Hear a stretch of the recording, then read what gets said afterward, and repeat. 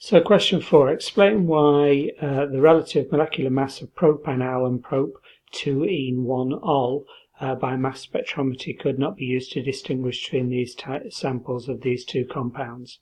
So if you actually look at propanal up here, then it's got 3 carbons, 6 hydrogens and an oxygen, and so is prop-2-ene-1-ol, 3 carbons, 6 hydrogens and 1 oxygen. So your answer is that they contain the same number of each type of atoms, 3 carbons, 6 hydrogens and 1 oxygen, or you could say that they've got the same molecular formula.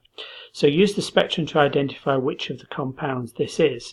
Well, here you've got a broad OH, so you've got an OH here, a broad absorption here at around about 3000 to 3500 is an OH. So anywhere around this region here is an OH. So it must be prop-2-ene-1-ol.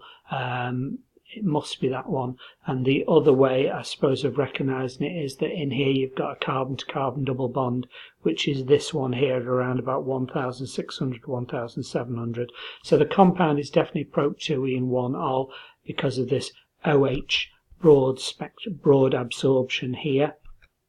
Bond used to identify the compound, the OH or the alcohol, at 3230 to 3550, so that's taken directly from the data book. Remember to quote this, or you could have had carbon-to-carbon double bond at 1620 to 1680, again from the data book, which is this one here.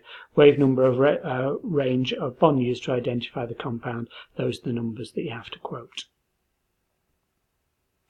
Predict the relative boiling points of these 3 compounds from highest to lowest for 6 marks. Justify them. So first of all, you've got to get it right, and then you've got to justify it. So let's have a look what's in here. Have we got an oxygen bonded to a hydrogen, or a fluorine bonded to a hydrogen, or a nitrogen bonded to a hydrogen? Yes, we've got an oxygen bonded to a hydrogen here in prop-2-ene-1-ol. So that's going to have hydrogen bonding. Hydrogen bonding is the highest kind of is the strongest kind of intermolecular bonding, and so prop-2-ene-1-ol will have the highest boiling point.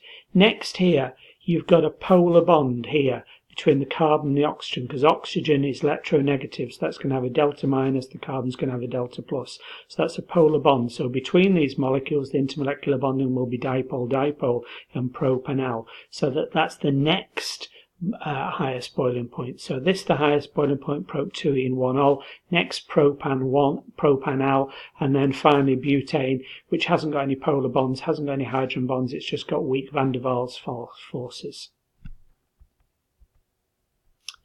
So correct order, prop-2-ene-1-ol, higher boiling point than propanal, which has got a higher boiling point in turn than butane. Prop-2-ene-1-ol has hydrogen bonds, propanal has dipole-dipole forces, and butane has van der Waals forces. And then you've got to mention the strength of the intermolecular force in order are hydrogen bonds the strongest, followed by dipole-dipole, followed by van der Waals.